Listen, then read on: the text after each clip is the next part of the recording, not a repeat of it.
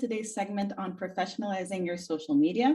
Bonjour et bienvenue à la session d'aujourd'hui, la professionnalisation de vos médias sociaux.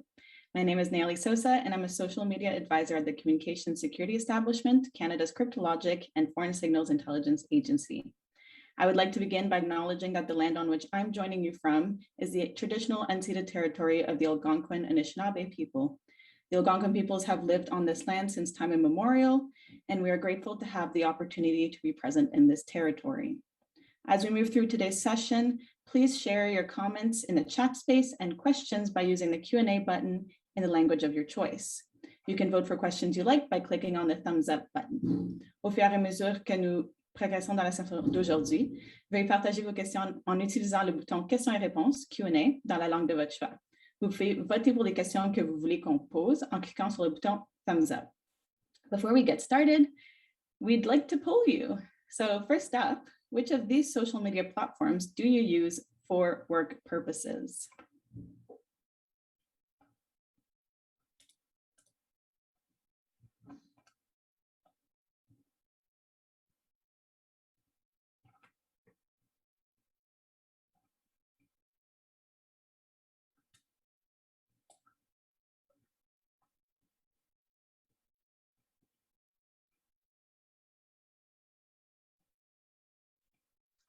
Ten more seconds. A few more seconds to answer.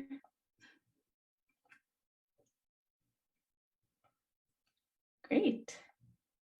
So we've got LinkedIn being the most popular one, with Twitter as a close second, and it seems government platforms as well, like GC Collabs and GC Connects, are very popular. That's great.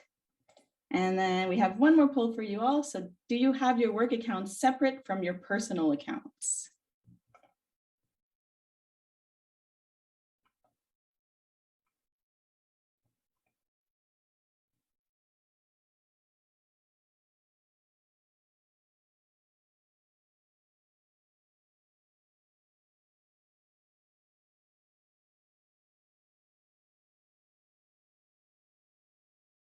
Ten more seconds.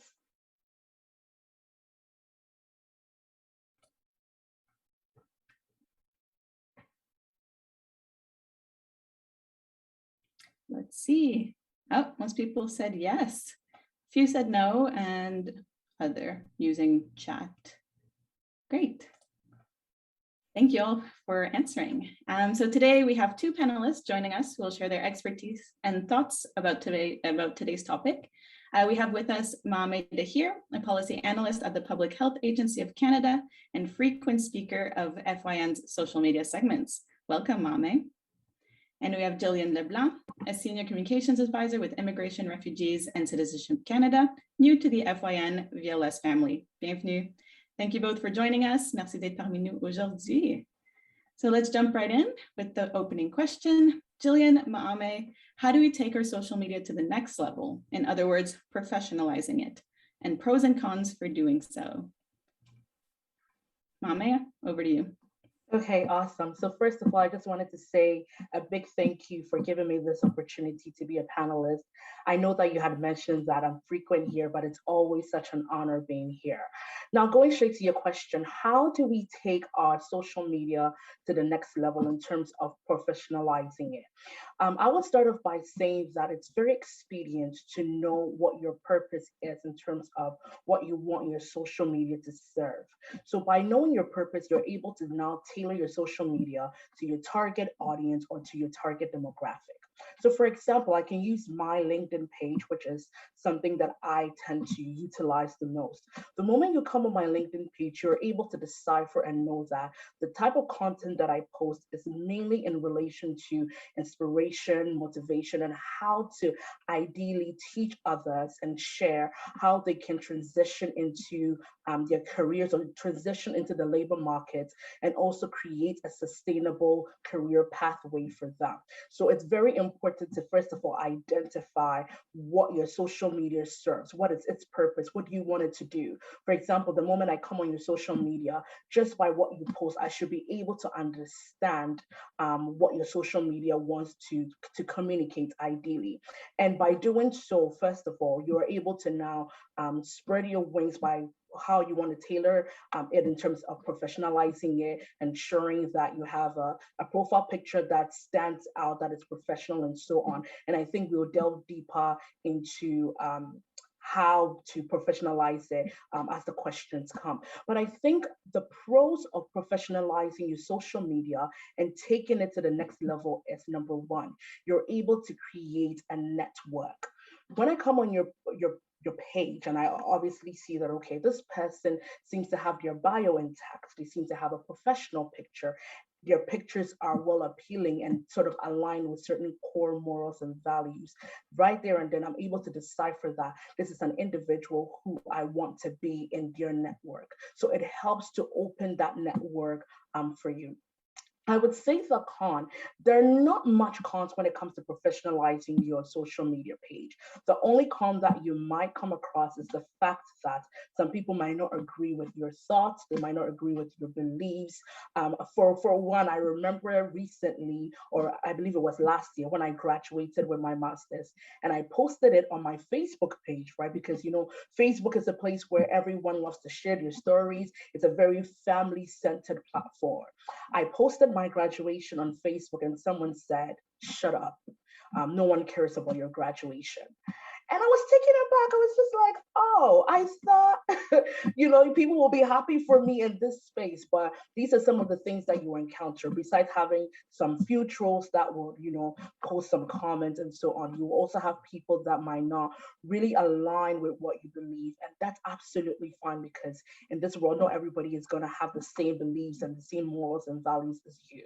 But I strongly admonish you to look at the positive aspects, which include creating your network, meeting people that under normal circumstances you would not have the chance to meet. And I believe those are some of the ways to professionalize or take your social media to the next level.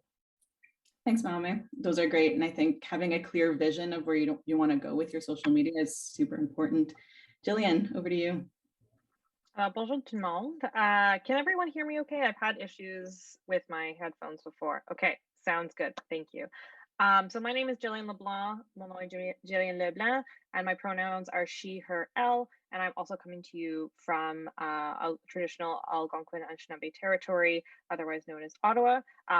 Si je regarde comme ça, if I'm doing this, I'm just looking at another screen I have. I have issues with Zoom on my work laptop, so on my personal laptop, looking at some notes I have on my work laptop, so I am paying attention. I just wanted to flag that. Alors, je crois que, Marcella, vous avez un infographique que j'ai envoyé à vous. Est-ce qu'on peut mettre le lien dans la chat? Oui, OK. Juste un seconde. Alors, je vais commencer avant qu'on affiche le lien. Alors, ça, c'est un lien à une chose que le secrétariat du Conseil de Trésor a fait.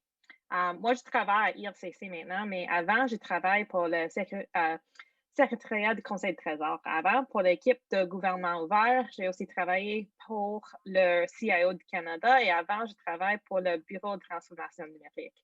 Alors, j'ai fait beaucoup de choses comme praticien de communication. Alors, ça, c'est vraiment important. On peut peut-être envoyer après, si Marcella a des craintes à ouvrir le lien. Mais c'est un vraiment excellent lien. C'est vraiment distinct entre official use, professional use and personal use des médias sociaux ou des médias numériques. Alors, c'est vraiment important de comprendre les différences entre official use, professional use and personal use. Alors, je vais juste lire un peu parce qu'on n'a pas dans l'écran maintenant. Alors, je vais juste lire un peu. Alors, je vais juste tourner ma tête pour une seconde. So official use is use of official GC social media for official purposes. Alors, moi, je ne gère pas le compte de IRCC, mais c'est un... Oh, voilà, merci Marcella. Alors, il y a un compte officiel de IRCC. Il y a un compte officiel de la ministre et il y a un compte officiel de la première ministre. Alors, ça, c'est pas un compte personnel, ça c'est un compte officiel. Alors, la plupart de nous, peut-être on gère un média social officiel, mais c'est pas notre propre média social. Quand on quitte notre poste, ça ne suit pas. Alors, si Mamé quitte Santé Canada, le compte de Santé Canada ne va pas la suivre. Mais le compte de Mamé, le LinkedIn de Mamé va se suivre pendant toute sa carrière. Alors, le prochain usage, c'est... alors, si je parle trop vite aussi, juste dis-moi de ralentir mon parole. Le prochain, c'est usage professionnel ou professional use. So this is use of a professional social media for, sorry, a personal social media for professional purposes. Alors, ça, c'est un peu la space grise entre les deux, entre official and personal. Alors, c'est quelque chose que Mamé a dit avant, qu'elle utilise ses propres médias sociaux, ce média social qui est à elle, qui appartient à elle, pour faire des liens avec des personnes, faire des connexions, donner des liens et donner des histoires inspirationnelles, montrer ses avancements de sa carrière, ses avancements, ses buts, ses atteints académiques. Alors, ça, c'est un peu entre les deux, l'usage professionnel un peu. Alors, ça dit dans cet espace-là, network, share, collaborate, research, and keep up to date on your profession. Alors, ça, c'est quelque chose qu'on peut tout faire. C'est vraiment important d'avoir un grand network de personnes et c'est vraiment excellent d'avoir des mises à jour. Alors, on peut suivre les personnes comme Mamé, les personnes comme le Federal Youth Network pour avoir plus de connaissances dans notre carrière. So that's totally something we're allowed to do with our personal use social media, but we're using it for professional use. Si après quelqu'un me connecte avec moi sur LinkedIn ou Mamé ou n'importe quelle personne dans les panels aujourd'hui, ça c'est un exemple aussi d'utiliser notre personnel pour professionnel, pour en parler plus de notre travail. So in here, it also says yourself, a group, or professional capacity. This account has not been authorized to represent the government of Canada. Alors moi, comme compte Gillian Leblanc, je ne représente pas le gouvernement du Canada. Ça dit dans mon bio sur Twitter, dans mon bio de LinkedIn, que je travaille pour IRCC, mais je ne représente pas mes points de vue. Qu'est-ce que je dis? Je ne représente pas le IRCC. Alors, c'est vraiment important de distinguer entre un compte officiel et un compte professionnel. Et probablement, les personnes savent ça déjà, mais je pense que c'est vraiment important d'avoir une base pour comprendre qu'est-ce qu'on dit, comprendre d'où est-ce qu'on vient et pourquoi. Et finalement, le troisième, c'est personal use. Alors ça, c'est un use of a personal social media for personal purposes. Alors, ça, c'est qu'est-ce que Mamé a dit. Elle poste peut-être des photos de son graduation académique. Ça, c'est excellent. Toute sa famille, ses tantes, ses oncles, ses cousins, tout le monde est comme « Oh yeah, Mamé, vas-y! » Sauf cette personne, mais je ne sais pas pourquoi quelqu'un dit ça sur ton Facebook, mais ça, c'est pas gentil à dire. Alors, ça, c'est vraiment personnel. Alors, ça dit ici, keep up with friends, family, and personal interests. Alors, moi, j'adore les tortues. Alors, je suis sur un groupe Facebook de tortues de Old Ottawa East and Old Ottawa South. Alors, je vois la rivière et je vais voir les tortues. Alors, ça, c'est vraiment pas avec mon carrière, mais ça, c'est vraiment un intérêt personnel pour moi. So, this is yourself as a private individual account, and this account has nothing to do with your work. Alors, ça, on voit un peu un espace gris. Comment est-ce qu'on peut utiliser notre compte personnel pour professionnel? Moi, je suis de l'avis, peut-être les personnes ne vont pas être en accord avec moi, mais moi, je suis de l'avis je crois que ton vie personnelle, c'est professionnel. J'identifie comme une femme, je suis vraiment un championne des droits des femmes. Alors, ça, c'est quelque chose que j'ai travaillé au passé dans ma carrière, mais ça, c'est aussi quelque chose qui me passionne et que les personnes veulent savoir à propos. Je pense que c'est important d'avoir des leaders qui sont authentiques. On n'aime pas vraiment des personnes au Canada qui sont pas authentiques. On ne veut pas aussi d'avoir des collègues qui ne sont pas authentiques. Et ça, c'est pas comme ouvrir toute ta vie, tous tes skeletons dans ton closet et mettre sur ton LinkedIn. Mais c'est vraiment, qu'est-ce que vous aimez hors de la travail? Qu'est-ce que vous aimez faire hors de le 9 à 5 chaque jour? Et pas tout le monde est confortable avec ça. Je ne vais pas parler beaucoup à propos de ça parce que c'est une autre question qui vient dans une série de questions. Mais je crois que c'est important d'avoir on n'a besoin pas juste d'être quelqu'un qui son travail, un robot de travail chaque jour. Ça, c'est pas moi, peut-être c'est toi, mais pour moi, c'est pas quelque chose. Alors moi, j'affiche des photos de mes chats. Regarde, j'ai voté, et voici une photo de mon chat. Et ça, c'est quelque chose qui me passionne beaucoup. J'adore mes petits chats et c'est quelque chose qui me fait ce qui me fait partie de ma vie. Même quand je suis engagée avec mon partenaire, j'ai mis un photo sur LinkedIn et tellement de personnes dans mon vie professionnelle disent comme ah oui, c'est excellent que vous êtes engagé maintenant. Alors ça, c'est quelque chose qui était vraiment personnel et pas tout le monde va être confortable à afficher ça, mais ça, c'est quelque chose qui était important à ma vie et qui va avoir un effet personnel et professionnel à ma vie. Alors, je crois que ça, c'est ça répond des questions. Je ne vais pas prendre beaucoup de temps. Donc, peut-être on peut passer à l'autre question. Super. Merci beaucoup, Jillian. So Jillian shared a really awesome infographic on the chat, and it kind of separates between, official use, which are like those official departmental accounts. You also have professional use, so using your own personal accounts for professional purposes. So connecting with people, sharing some interesting professional achievements and whatnot. And then you also have personal use, which is that stuff that's a little more personal. Jillian talked about loving turtles and being very involved in a Facebook group about turtles in Ottawa. So those are those things that you would be involved in more on the personal side, but also that a lot of people are finding a way to kind of mesh the professional and the personal use of social media nowadays. And it helps to kind of give authenticity to people's voices. And I think that's something that's very interesting as well. So thank you, Jillian. We will move on to the next question. En français ou en anglais, comme tu veux, Jillian. So, comment pouvez-vous séparer vos plateformes de médias sociaux? How can you keep your social media platforms separate, or should you? Pour moi, je sépare pas mes plateformes de médias sociaux. Je suis juste sur Facebook, puis LinkedIn, puis Twitter, c'est tout. Je suis pas un TikTok, je sais que Mamé va parler de Clubhouse après. Mais pour moi, je pense qu'il y a deux façons de la faire. C'est de vraiment fermer la fenêtre à votre vie sur LinkedIn, sur n'importe quoi, ou ouvrir. Pour moi, tout le monde, on a vu que tout le monde peut trouver des choses à propos de toi. Alors, tous mes médias sociaux sont ouverts. Je sais que c'est pas confortable pour tout le monde, mais pour moi, c'est quelque chose qui oui, j'ai l'infographique en français. Je pense que j'ai envoyé, mais je vais envoyer après aussi. Je pense que ce serait bon à envoyer par courriel à tout le monde après aussi. Alors, merci Audrey-Anne. Je vais envoyer, et oui, ça existe en français aussi. Alors, pour moi, comme sur mon Instagram, tout le monde peut m'ajouter. J'ai des anciens collègues, j'ai des anciens patrons qui est sur là, même sur LinkedIn aussi. Mais je pense que c'est, comme Mamé a dit, c'est quoi votre histoire? C'est quoi votre public cible? Je ne mets pas le même contenu sur Instagram, sur Facebook, sur Twitter.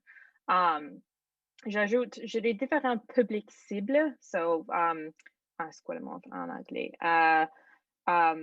Target audience. Alors, qu'est-ce que vous voulez communiquer? Est-ce que vous voulez trouver un emploi? Est-ce que, comme Mamé a dit, est-ce que vous voulez inspirer des gens? Est-ce que vous voulez être un vraiment leader de pensée dans votre domaine? Est-ce que vous voulez embaucher des gens? Qu'est-ce que vous voulez faire à propos de ça?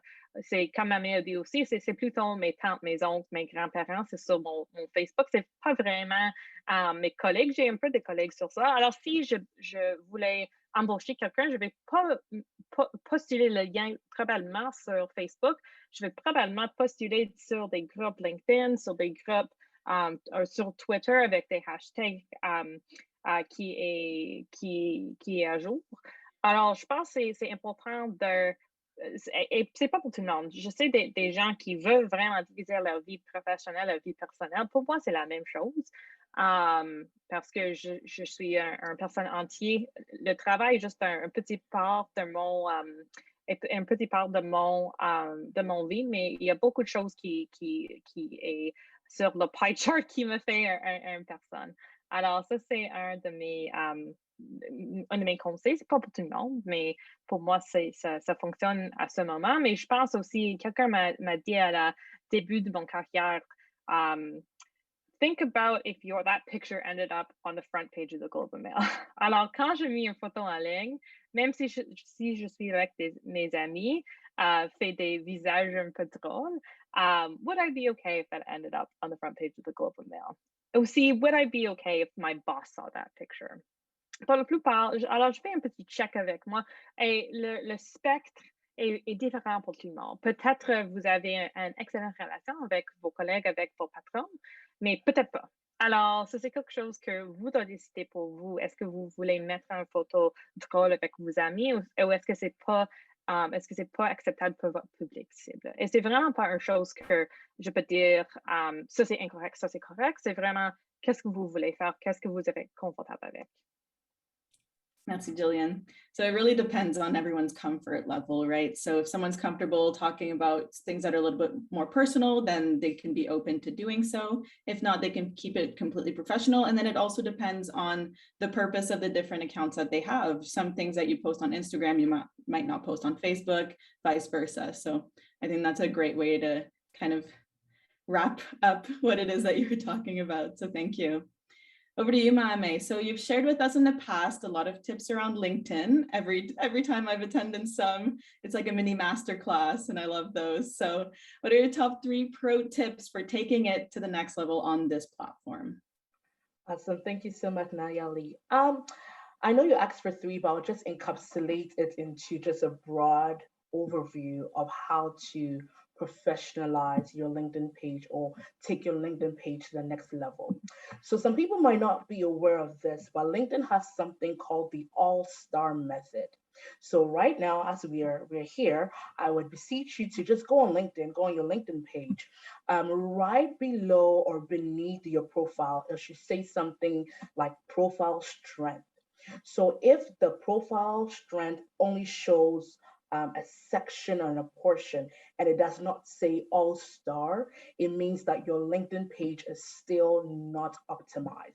It's highly expedient that you follow all those steps in order to get your LinkedIn page to be where it is. And I'm gonna walk you through some of what those steps are. But before that, one of the key reasons why it's expedient to follow the steps to optimize your LinkedIn page is that according to statistics, it shows that when your LinkedIn page has an all-star rating, you are 27 times more likely to be found by recruiters as opposed to somebody whose LinkedIn page is not does not have an all-star rating. So it's very important to ensure that. And what that does too is that it's very beneficial where it helps you to connect with the over 5 million people that are currently on LinkedIn. So here is a step-by-step process on how to professionalize your LinkedIn page and take it to the next level if you haven't. Step number 1, ensure that your profile picture is professional.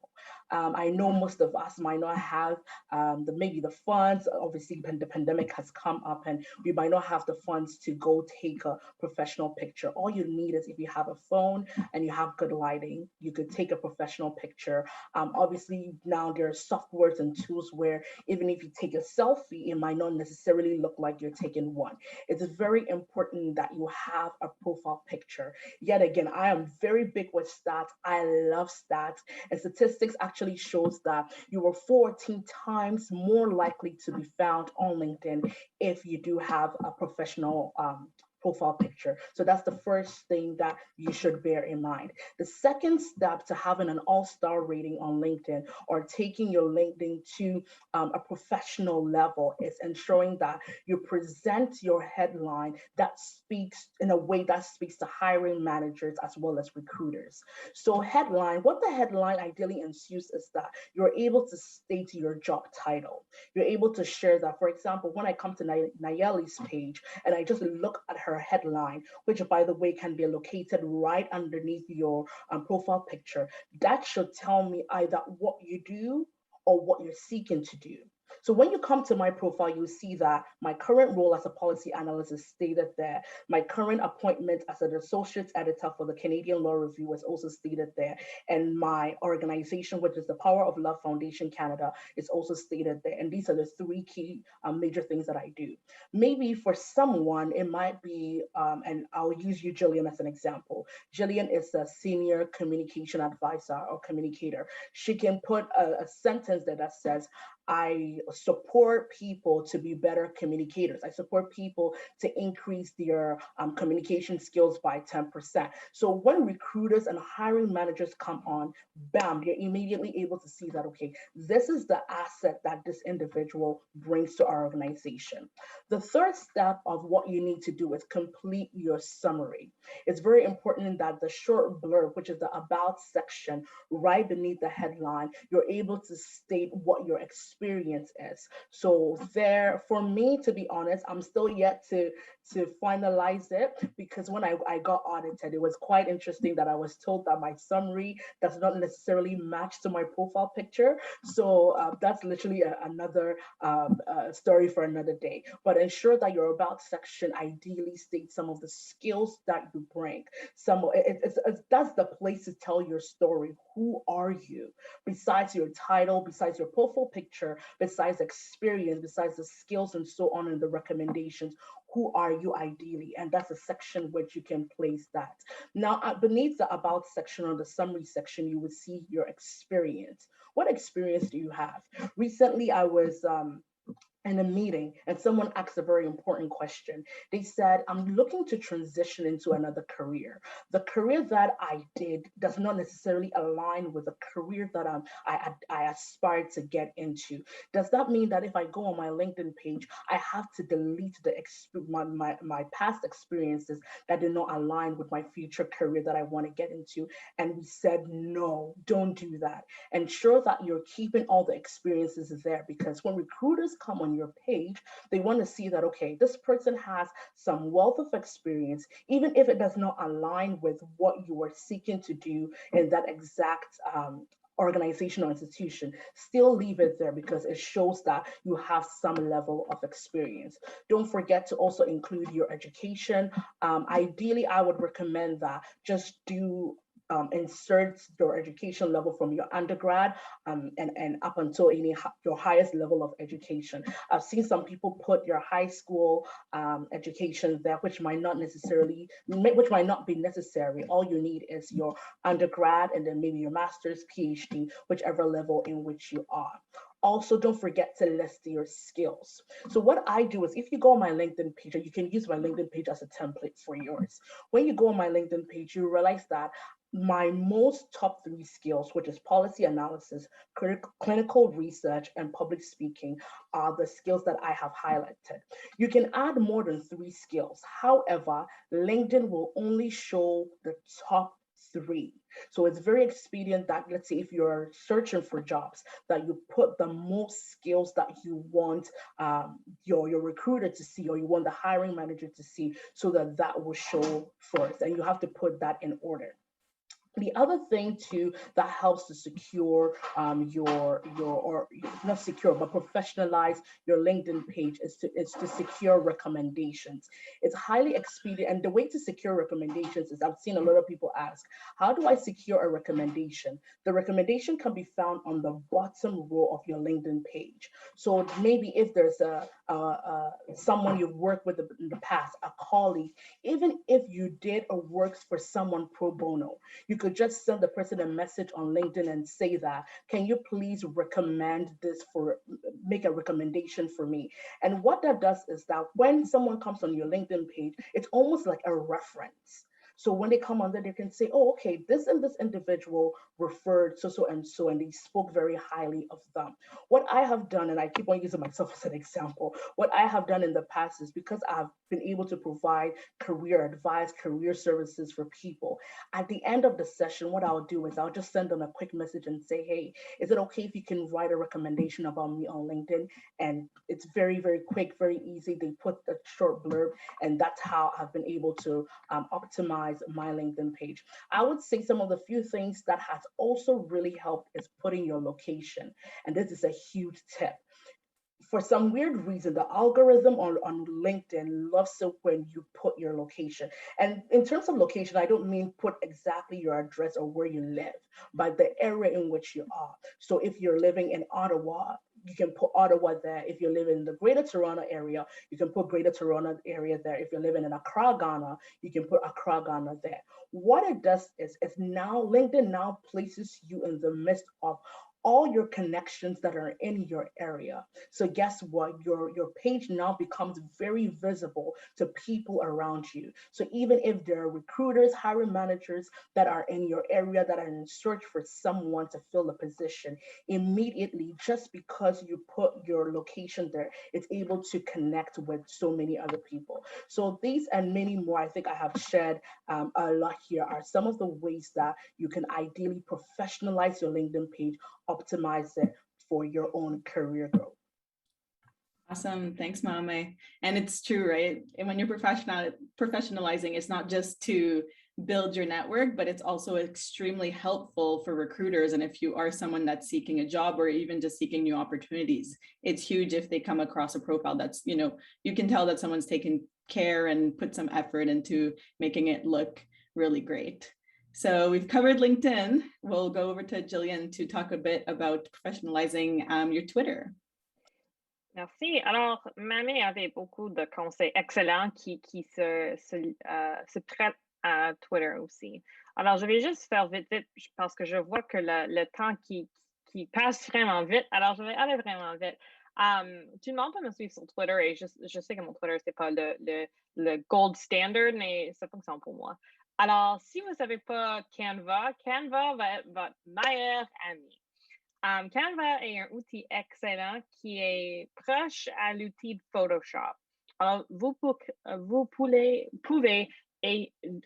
créer des infographiques sur toi-même. Alors, si les personnes me suivent sur Twitter, on peut voir que j'ai créé un photo d'arrière-plan ou un banner photo qui est vraiment un snapshot de c'est quoi mes intérêts, c'est quoi mes expériences et d'où je viens. Et ça, c'est la chose qui est vraiment important pour me comprendre, d'où je viens, mes intérêts et mes expériences. Alors, si quelqu'un me suit sur LinkedIn ou voit ou Twitter, me voit sur Twitter, on peut voir vraiment vite qui je suis et qu'est-ce que mes intérêts. Et aussi, je pense que c'est important d'avoir un bio. Alors, ça décrit d'où je travaille, d'où je viens encore, qu'est-ce que je fais à ce moment. Alors, je travaille avec le Jeune diplomate Canada. Je travaille avec UNAC et je dis aussi juste pour générer des discussions, ask me about my cats. Alors, si quelqu'un ne sait pas comment discuter n'importe quoi avec moi, juste demandez-moi pour mes chats et probablement je vais vous répondre. Mes messages directs, my DMs are open. Les personnes peuvent me envoyer un message s'ils veulent. C'est aussi important je crois que c'est important d'avoir un pinned tweet. Alors, un pinned tweet, c'est quelque chose que vous doit tweeter vous-même. Vous ne pouvez pas faire un pinned tweet de quelqu'un d'autre. Alors, un pinned tweet peut être quelque chose comme si Mamé a finir son bac ou son maîtrise, j'oublie qu'est-ce qu'elle a dit, sa maîtrise. Elle peut mettre ça comme un pinned tweet parce que c'est quelque chose d'excellent que vous voulez vraiment démontrer à tout le monde, que ça, c'est quelque chose, je suis vraiment passionnée à propos, c'est quelque chose que j'ai atteint déjà. Alors, ça, c'est quelque chose qui est vraiment important de professionnaliser vos comptes Twitter et aussi de prendre en compte qui vous suivez parce que les personnes peuvent voir qui vous suivez et peut checker qui vous suivez. Alors, ne arrêtez pas de suivre les personnes si vous êtes confortable avec ça, mais c'est juste quelque chose à garder en tête quand vous êtes en train de faire vos comptes Twitter. Super, merci Jillian. I think that's a really great point of keeping in mind that people can see who you're following. So pay attention to that. If you're comfortable with people seeing who it is that you're following, then that's great. If not, you might want to go through the list of people you're following and do some cleanup. All right, on to the next one. This one's for the both of you. And this is actually a question that we had in the previous session. A lot of people were wondering about this, so I think this would be great to hear your insight on it. I'd love to put out more content, but I feel like I'm exposing myself too much. How do you get over this feeling, and what is too much? Jillian, do you want to go first? Sure, so I can start with that one. So I think that, like I said before, it's about how comfortable you are with putting things out there about yourself. And some people, there's legitimate issues with putting themselves out there that can be, and everyone will face different barriers online. And I'm not saying this to scare people, but I'm saying this to recognize, like, I'm a white woman, I won't face racism online. Other people might face racism, homophobia, transphobia, those sorts of things online that I don't face. So I know that I'm very privileged being able to post a picture of me and my partner who I love, saying we're getting engaged and being really excited, where someone who is maybe a trans individual, non-binary individual, or someone in a non-heterosexual relationship may get backlash from them, not only online, but maybe in person as well. So again, I don't, and that's why I very much try to not dictate what people post, because it's very much about keeping yourself safe online, keeping yourself, because online is the real world, despite what people say. So I think it's very much about what you're comfortable posting. But like I said before, like, people like to see what you're up to. People like to see the things that you're doing that are not just 9 to 5. And I do think that there is, at least in our generation, we want to see leaders who are authentic, real people. We want to have colleagues who are authentic, real people. And that's why I say, like, put out as much as you want out there. You can put how you're taking, like, self-care by, I don't know, picking apples this weekend or something like that, and write a post about why self-care is so important outside of work.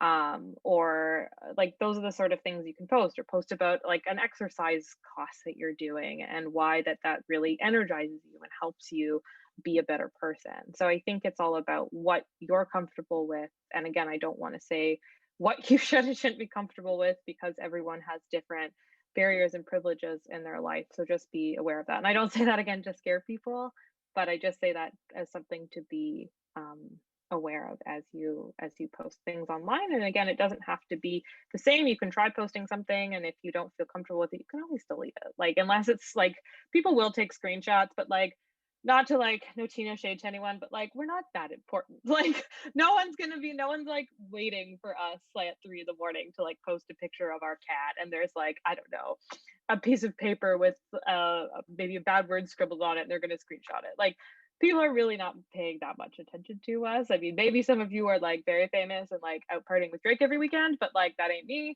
So I think that's something to keep in mind too, is kind of trial and error, and it's really different for everybody. Thanks, that's really great insight, and things to be mindful of for sure when deciding what it is that you want to be posting. Mame, do you have anything to add? Yeah, I think Jillian has mentioned majority of it, but it's interesting now that you're repeating the question. I'm taking bits and pieces of it and try to break it down to give a proper answer. So the question was that if you'd love to, an individual would love to post more content. Now the emphasis is on more content, and they feel like they're exposing themselves too much. How do they get over the feeling? So what I'm looking at right now is more content, exposing myself too much, and feeling. Just know that if you're going to be posting more content, you can never get over the feeling of thinking that you're exposing yourself too much. And that is the reality. Each time, even for me today, before I post something on LinkedIn, I double think it.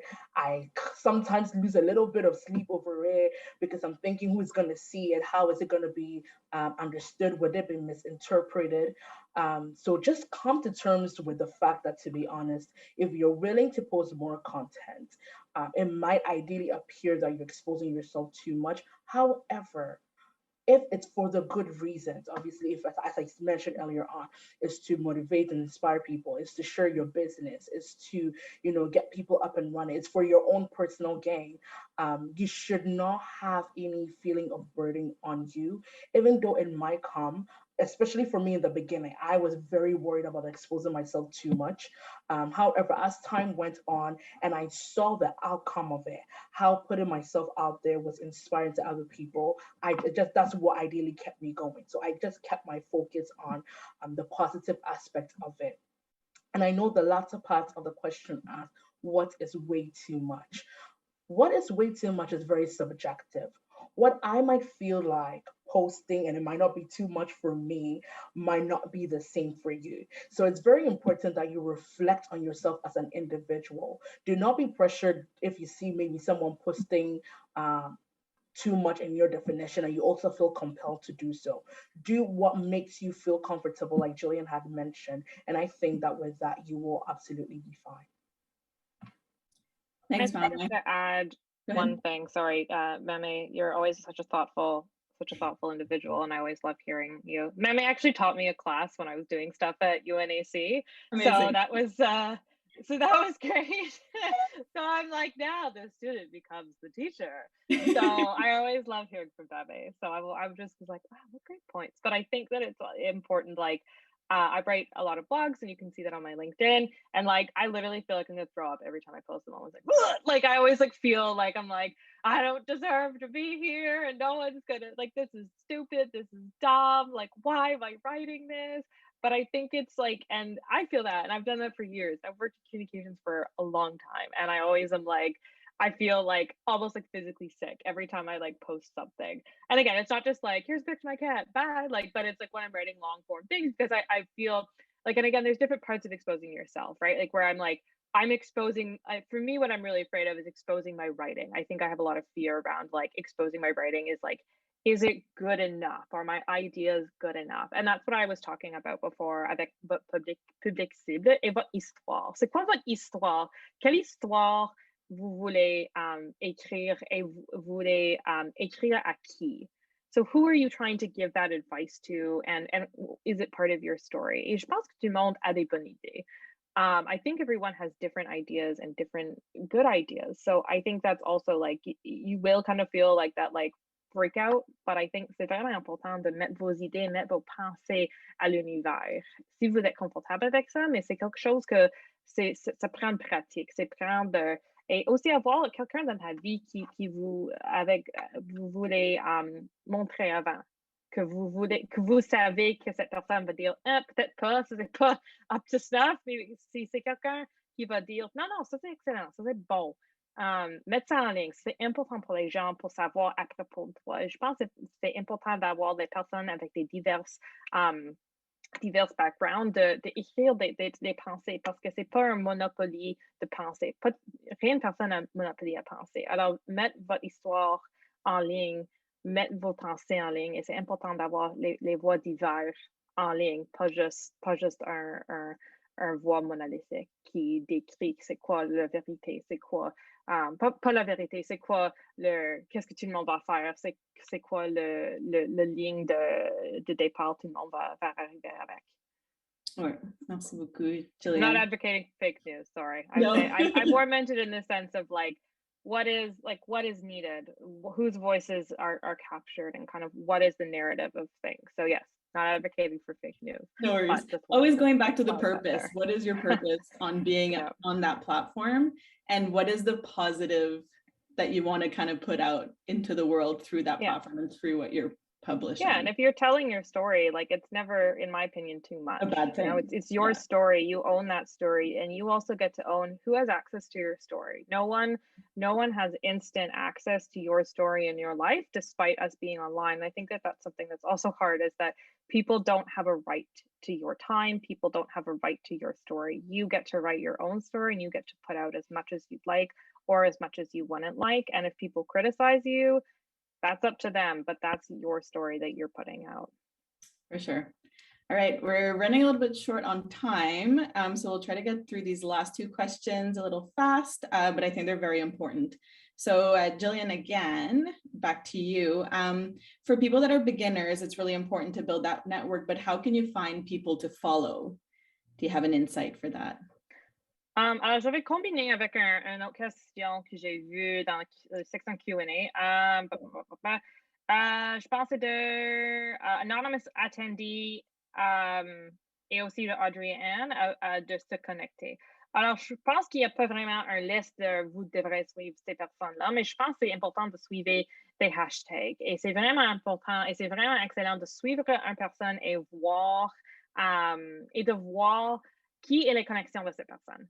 Alors, si c'est quelque chose sur LinkedIn qui est suggéré à toi, si c'est quelque chose sur Twitter qui est suggéré à toi, si je suis Mamé, ça va probablement indiquer que Mamé suit Nayeli et de suivre Nayeli aussi. Alors, c'est un peu de boule de neige, l'effet de boule de neige un peu qu'on va faire. Je pense que, je ne sais pas pourquoi Anonymous Attendee veut 500 connexions. Je ne sais pas, peut-être Mamé peut répondre à cette question, mais je pense que ce n'est pas vraiment la quantité, c'est la qualité de votre réseau. So it's not the numbers of people who follow you or you follow, mais c'est la qualité. Est-ce que vous avez un réseau qui vraiment interacte avec vous? Est-ce que vous avez un réseau qui vous sert?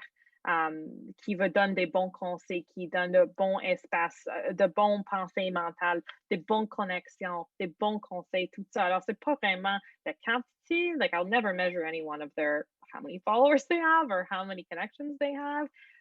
Mais c'est plutôt, est-ce que vous êtes vraiment, comment est-ce que vous interactez avec ce réseau-là?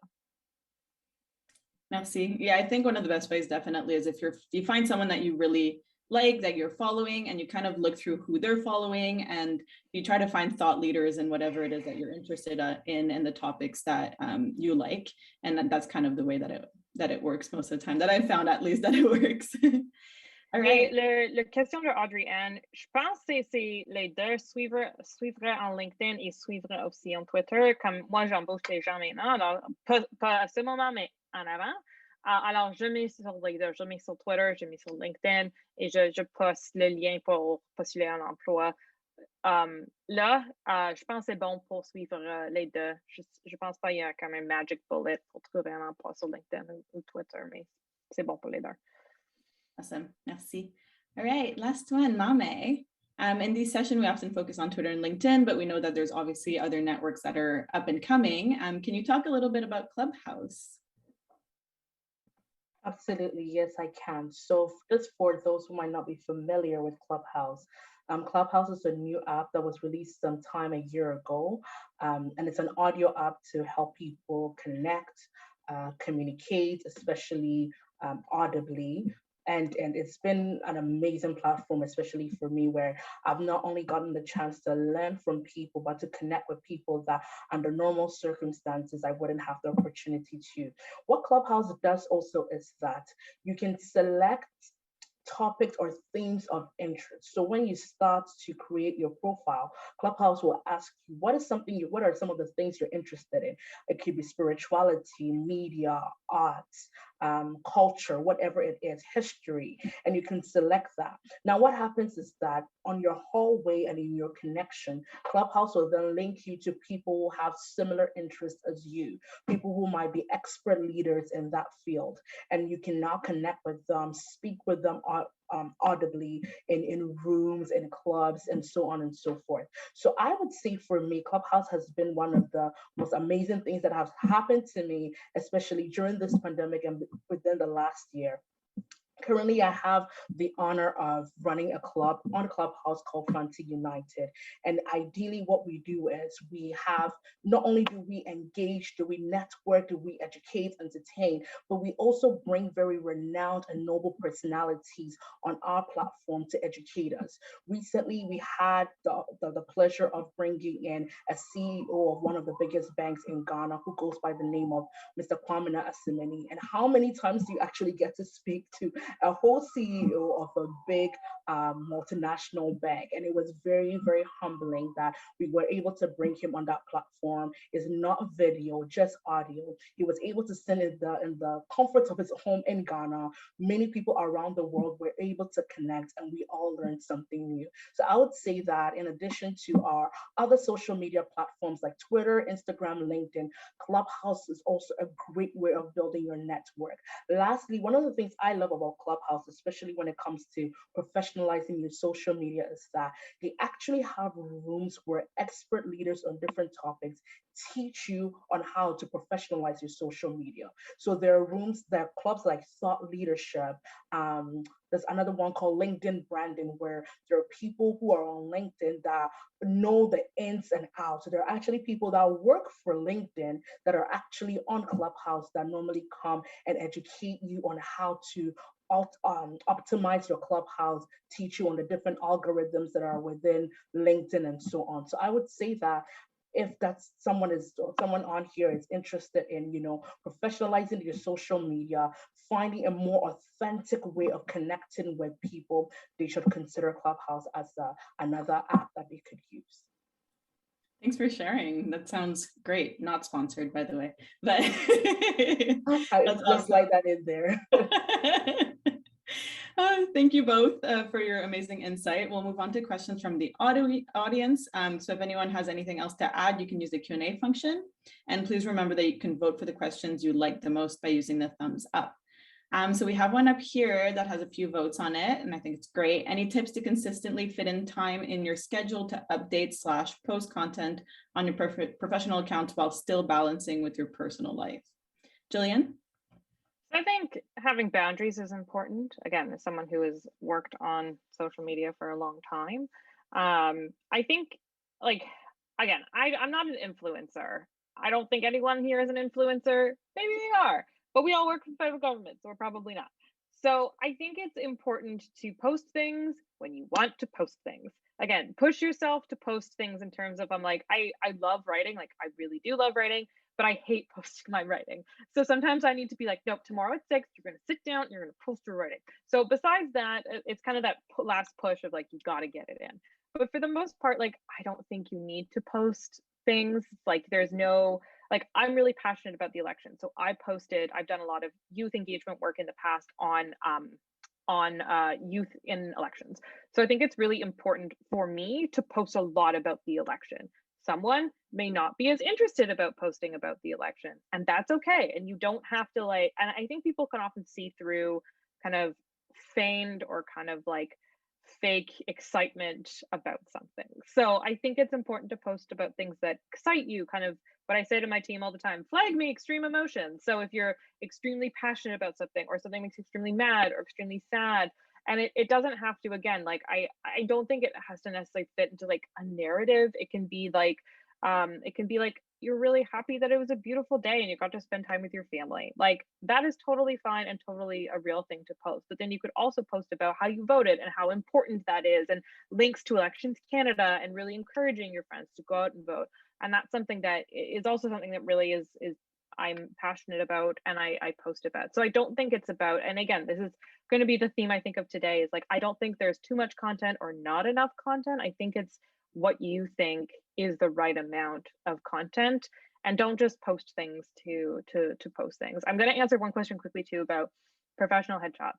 So I think that there's a couple things at play there about what constitutes professional headshot. I think it's really important, again, bust out my gender theory, to look at it from a masculine and kind of westernized standard. So I think that people kind of expect you in a suit, pose like this, all of that stuff. So I don't think that there is a monopoly on the word professional. I think it's, how do you want to present yourself to the world?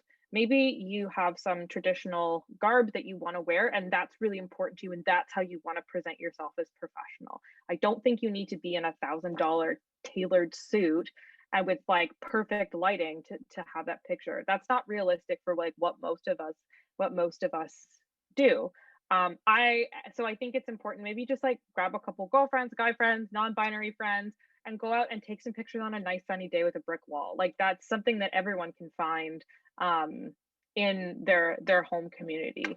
So I think that it's very much about how you want to present yourself to the world, and not trying to, again, I think it's about not feigning that authenticity of, if you don't wear blazers, don't wear a blazer. If you don't really if you're not in some sort of carbon background, really harsh lighting that you want to present yourself, don't present yourself that way. So I think that's important to remember when selecting a picture. There's some, Mame said, there's some standards of have good lighting and maybe don't have a weird angle and those sorts of things. But I think about a little bit how you want to present yourself. And I'll let Mame take over from here. Thanks, Jillian. Yeah, Mame, anything to add for those two? Yeah, so with the interest of time, I could take the remaining questions. It's not a problem because I think they all fit into the whole LinkedIn space. So the first one, which is any tips on consistently fitting in time in your schedule to update and post on your professional accounts. So for me, what I do is the two tools that I use is I mainly use Canva. Canva has a feature called Content Planner. So what it does is you're able to actually plan content for a month. So what I do is I literally sit down normally on the weekends and I just plan content. I plan what I'm going to post. I plan the pictures I'm going to share. I think ahead of time. I look at the climate in which we are in. So for example, let's say if we are getting closer to Christmas or Halloween, or we're in a one thing I do is I like to check on international days. So maybe if today is World Cake Day, or tomorrow is World Cake Day, I will plan that, okay, maybe I'll post something in relation to cake and share my favorite cake and so on. So that has been one thing that has really helped me to fit in my content creation and posting content as well on my professional account. You can also use Hootsuite. One thing I love about Hootsuite is that you're able to post on multiple accounts. So it allows you to post on Instagram, Twitter, LinkedIn at the same time. What I personally love about these tools is that you can also select a time which you wanted to post. So I know for the last session I shared that I normally let my Canva post, my LinkedIn post at 6 a.m. Am I up by that time? Possibly not. But I know that at 6 a.m., Canva will post my content on LinkedIn. And that has been an ultimate lifesaver where I don't have to post content in real time. All I have to do is schedule my content ahead of time and it could literally post for me. And it's been very, very beneficial. So those are some of the things I have used. Moving on to the next question on professional picture. I believe that Julian has made mention of it, but the little I would also like to add is, for me and in my perspective, professional picture, especially in terms of LinkedIn headshot, is quality. So what is quality to you? A clear picture, something that is not blurry, as long as it's visible to the eye. It's something that, is presentable. That's the word. It's presentable, not blurry, has good quality. In my definition, that will be a professional picture. However, it's also subjective, but also look at it in a relative way, where if you post this picture and your manager or a hiring manager sees it, will that be a picture that you think can get you hired? I would leave that question to you as well. And then lastly is what is the best way to get 500 connections on LinkedIn? Easiest way, connect with people. That's what I did. I searched for people that were in fields that I like or wanted to get into, and I just connected with them. What I did was fields such as public health, fields like healthcare, anything in relation to healthcare, public health, communication, social media, marketing. All I did was go on the search bar on top of LinkedIn, search, just put marketing there, and it literally populated a whole list of people that were in that field. And then I just connected with them, and that is how I was able to get my LinkedIn to over 500 plus connections. So you connect to connect, if that makes sense. So thank you very much. I hope I have answered everyone's question. And I think someone brought a question: is it necessary to add a message to who you send your connect request to? It depends. So the reason why I said it depends is, for example, if I'm sending a message to Nayeli, because I know Nayeli is a hiring manager and she's doing something that I might be interested in, or she has an opening or a position that I feel I might be the right incumbent for it, yes, I will send a message request. Message requests are not vital, you're not necessary, but if you have a reason or an intent for connecting with that person, then I will highly suggest that you you add a message as well. I have accepted connections where people did not send messages, and I could count on my fingers how many people have sent a message that I still accepted your request. So I hope I was able to answer that question. Thank you so much, Nayeli. Thank you, Mame. Thank you, Jillian. So before we end today, I'm going to ask you to let us know in the chat space how you are planning on taking your social media to the next level. Feel free to write anything, small things, couple tips. I'm sure we had a lot of great insights today. And I'll definitely voluntold Mame and I that you could definitely reach out to us after too if you have follow-up questions. Absolutely. We're always happy to chat. Yeah, I believe all our social networks are at the top in the chat, so you can connect with us, no problem. Amazing, I see a few here using the scheduling, doing the all-star method. A lot of really, really great insight came out of this. Awesome, update my LinkedIn profile, reviewing my photos. These are great and super easy, and they don't take a lot of time to do, but they make a big difference. So thank you so much for joining us today, and be sure to sign up for our next upcoming event, Creating Healthy Work Routines. Thank you all. Have a great day. Thank you so much. Bye, everyone.